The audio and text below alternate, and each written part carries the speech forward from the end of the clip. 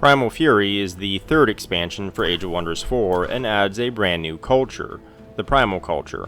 Much like Dragon's Dawn, Primal Fury is on the smaller and less expensive side of DLC expansions. It doesn't bring any new story realms, but the handful of things it does add expands Age of Wonders 4 in pleasant ways.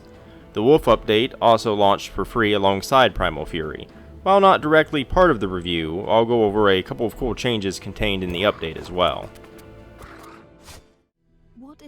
The largest addition in Primal Fury is undoubtedly the Primal Culture. Although it's a single culture, there are 7 variants you can play as. To me, one of the biggest strengths that Age of Wonders 4 has is the ability to come up with a faction idea and allow the role-playing concept behind that faction to influence your gameplay decisions. The Primal Fury culture helps you expand on previously inaccessible ideas by giving you a semi-nature-based faction that isn't barbaric. The Primal Culture follows one of 7 animal spirits that greatly influence who they are. Followers of the Ash Sabertooth, for example, are adapted to desolate terrain and gain bonuses from it. When they channel the fury of their spirit animal, they ignite nearby enemies when they attack. The Mammoth, on the other hand, favors snow and allows its followers to freeze enemies in place.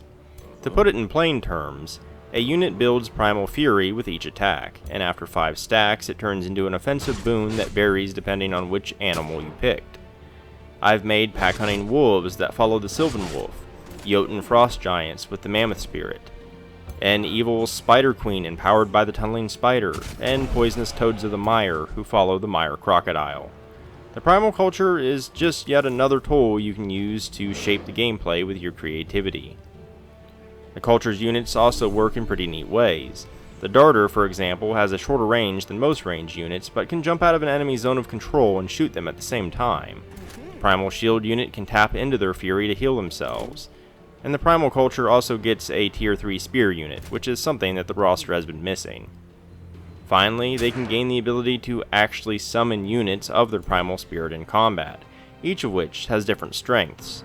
It's a strong summon, especially in the early and mid-game. I often forgo many other combat spells and just summon a primal animal every turn. It gives the Primal Culture a unique sense of, I'm not alone, the spirits are with me type of thing, and it means an army of primal units is never quite as small as they appear. It's a great new addition to the game, but I can't help but feel the same way that I did about the Reaver Culture added in the last expansion. The Primal Culture has such unique gameplay mechanics that the base game cultures can feel undercooked by comparison. To be fair, however, some of them have received a makeover since Primal Fury's release. Primal Fury adds 2 new tomes, the Tome of the Fey Mists and Tome of the Stormborn. The new tomes feature dual aspects, just like every other tome added since the game was released. In this case, it's Nature and Astral. The Tome of the Fey Mists requires a pretty deep commitment to use effectively, but offers some pretty unique benefits in return. By tapping into the Fey, you can cover your regions in mist, blinding and weakening armies within. You'll need to make your own units immune to mists, however, and commit to spreading the mists among your lands. Doing so can make any attempt to raid your lands a treacherous endeavor. After all, one of the most common tropes in any mythology is, you do not mess with the Fey folk.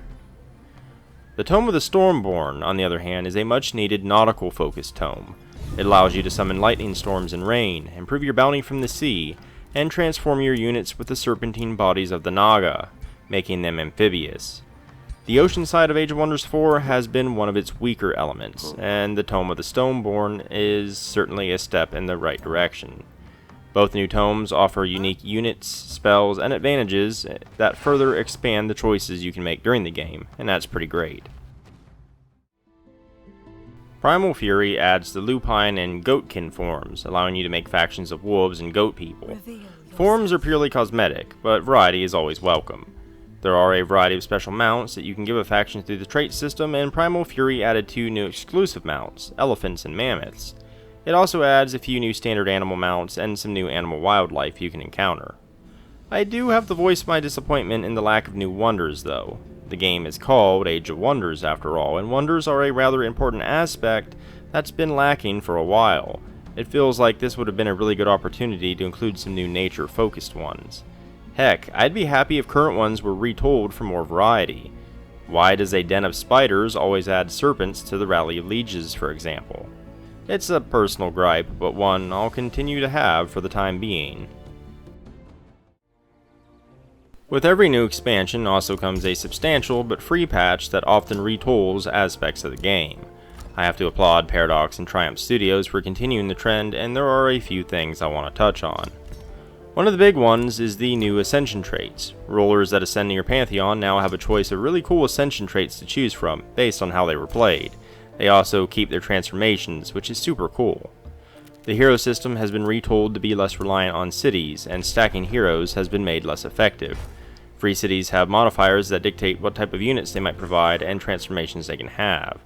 Realm traits can be randomized, and there are some new form traits, such as Herbivore, which allows units to eat plants during battle to heal themselves. The content and changes in the Wolf patch rival the size of the Primal Fury expansion itself. This is always the case when Triumph releases a new DLC, and why I opt to cover at least a piece of them during my reviews. The Ascension traits in particular add a flair of uniqueness to Pantheon rulers that I really enjoy, and it makes me look forward to ascending them.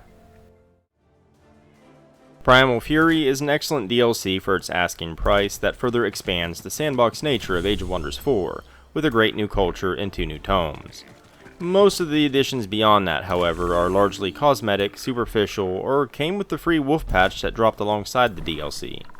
The additions are great and worth the price, but I can't help but feel myself wanting a little bit more. A couple of new wonders would have gone a long way toward dousing that desire. Additionally, I still feel that a couple of the base game factions are due for an overhaul. That said, I've been kinda slow to actually put this review out, and at least one faction has been overhauled since Primal Fury was released. More on that in my upcoming Eldritch Realms review.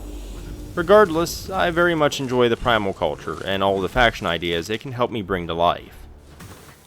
If you enjoyed this video or found it informative, consider liking and subscribing. It really helps me out a great deal.